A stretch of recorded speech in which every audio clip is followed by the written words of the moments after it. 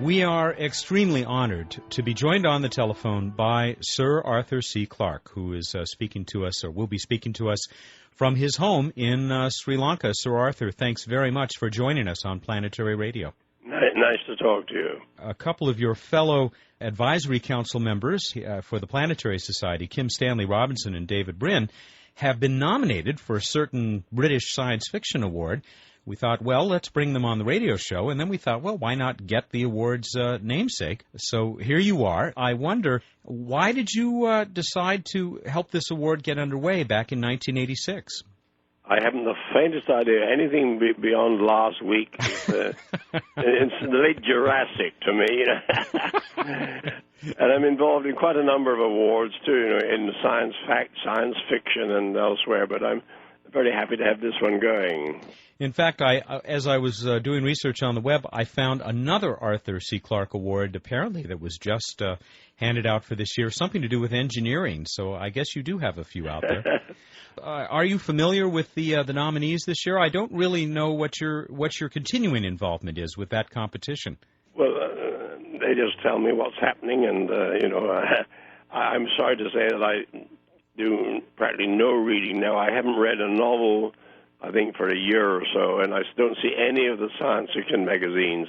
All I do see is Locus, which keeps me up to date on what is happening in the science fiction field. And, of course, I do read the magazines like Discover, which is sitting on my desk at the moment, and Sky and Telescope, and New Scientist. So I'm fairly well in touch with the real science.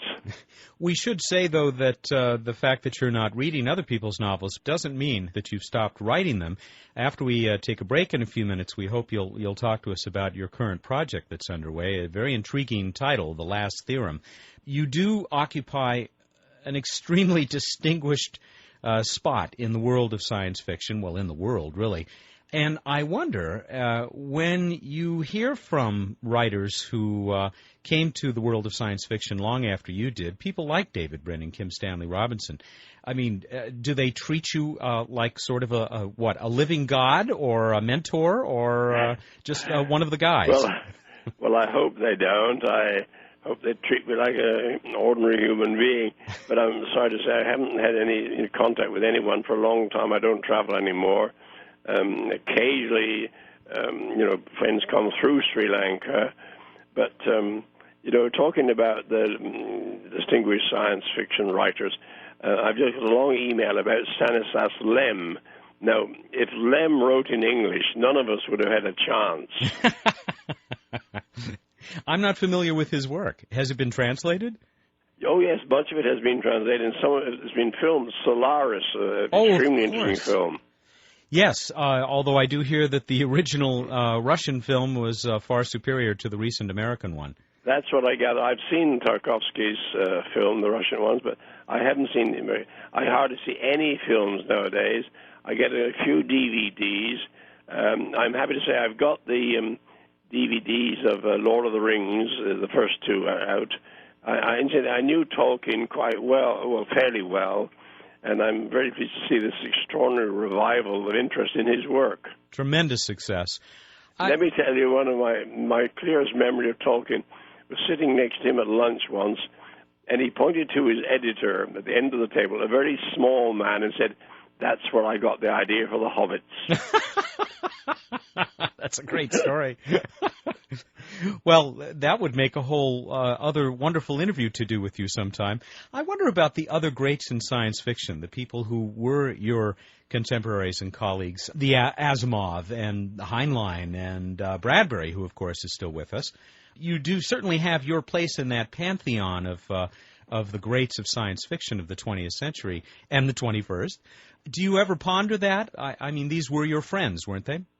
Oh, yes, and, you know, one nice thing about the science fiction world, I don't recall any really bad enmities. We all seemed, possibly because we were a beleaguered minority and had to stand together.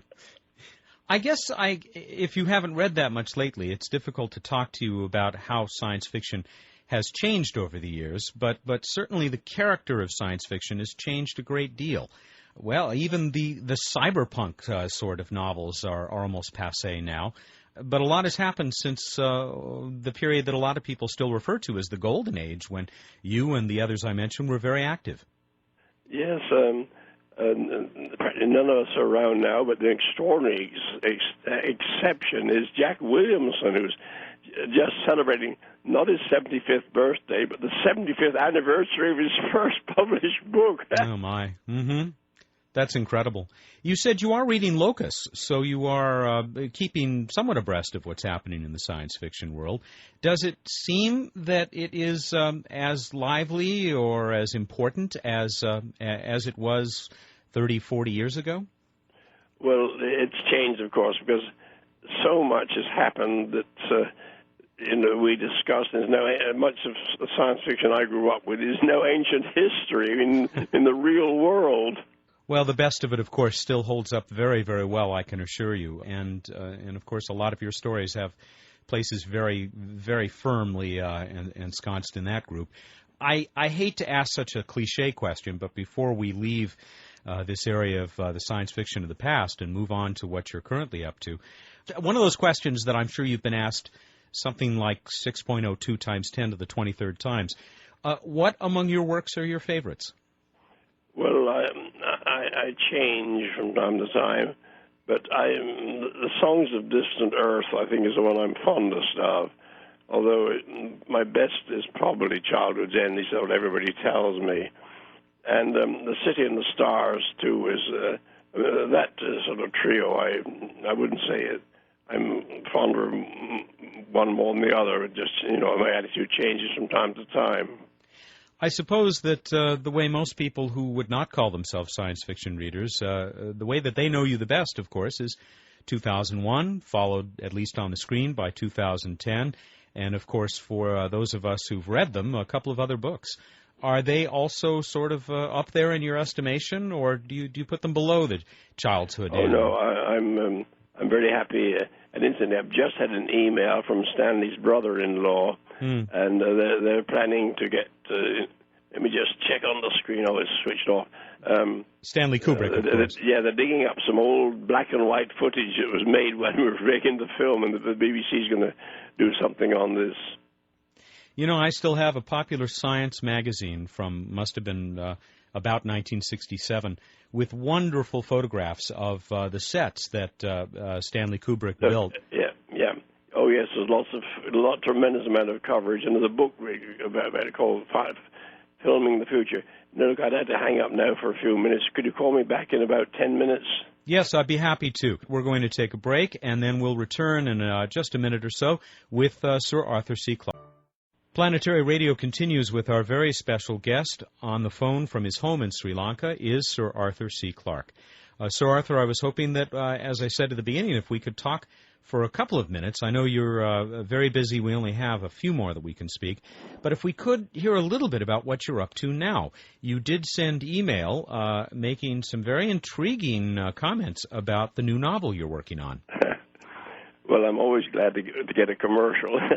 The novel is called The Last Theorem, and it's about really Fermat's theorem, which baffled mathematicians for 300 years. Is one of the simplest things you can imagine. Of course, everybody knows the relationship that two squares can be added together to give a third square. Best example is, 3 squared plus 4 squared equals 5 squared, okay? But the problem is, does this happen for any higher powers? Can you have two cubes adding up to a third cube?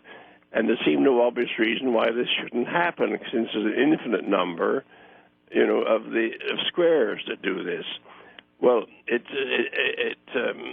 Fermat himself, about 300 years ago, said he'd found a wonderful proof that no such relationships could exist.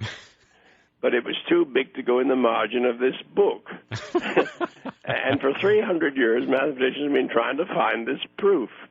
And in the last decade, a young Englishman, Andrew Wiles, did discover a proof. His proof is about 150 pages long. So obviously it couldn't have been the proof that Fermat said he'd got. Anyway, it's a great mystery, and my novel, which takes place which opens in Ceylon, it's Sri Lanka, which is unusual for my novels, usually set in space. It begins here in Sri Lanka, but ends up on Mars, and is about a young Tamil mathematician who finds a simple proof of Fermat's last theorem. Oh. And I've written about a quarter of it now, and that's my main project, the last theorem. You know, I do remember one other novel of yours, in which Sri Lanka played a very important part, and it's a concept that you've been very excited about for many years, the space elevator. Yes, that is now taken more and more seriously, particularly since we have the material C60, carbon-60, which would make it possible. And here's an amazing coincidence, which I've mentioned many times already. When I recorded the Founders of Paradise on an old 12-inch record, you remember them? Sure. Well, the one thing about those records, there was a lot of room on the back for sleeve notes. And the sleeve notes with a picture of the elevator were done by Buckminster Fuller himself. Oh, no kidding. I didn't. And he never lived to see the discovery of the material named after him that would make it possible. Isn't that an extraordinary thing? That absolutely is. Of course, the material will be C60, also known as fullerenes. Exactly. That is a nice lead into what maybe can be the last topic that we'll pick up in this short conversation. The last time we spoke, which was during the Planetary Society's Planet Fest in 1999, I closed by asking you, since you have some success as a futurist and visionary, I wondered where you would point to, what you would have us watch for something that might be truly revolutionary. And at that time you said, keep an eye on what's happening with vacuum energy, that odd quantum effect. I wondered, do you have any other thoughts you might want to add to that? I still take that quite seriously and think we should keep an eye on it.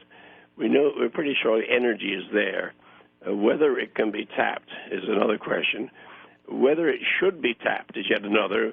I'm always fond of quoting, I think it's Larry Niven, I'm not quite sure, who said that supernovae are industrial accidents. Well, I hope it's not an inevitable result of civilization. I trust not. We should let you go. I know that you have many things going on. Would you like to hazard a guess as to when, if all goes well, this new novel, The Last Theorem, might be available to your readers? Oh, dear. Well, certainly in the coming, I hope, in fact, by about a year from now, if all goes well. Well, I hope to finish it this year, but of course the publishing schedules, I have will determine. Incidentally, the thing I'm also most involved with now, and I see the new Discover magazine has got which I've not opened yet, has got a headline on the subject Martian life.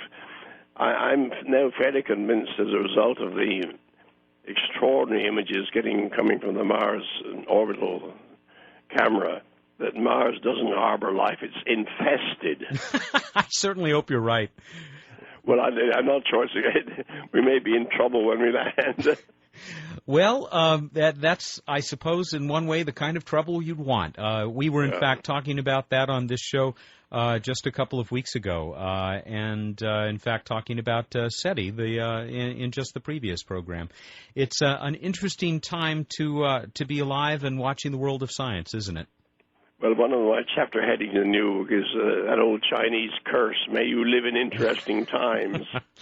Which I think is a good corollary to any sufficiently advanced technology is indistinguishable from magic.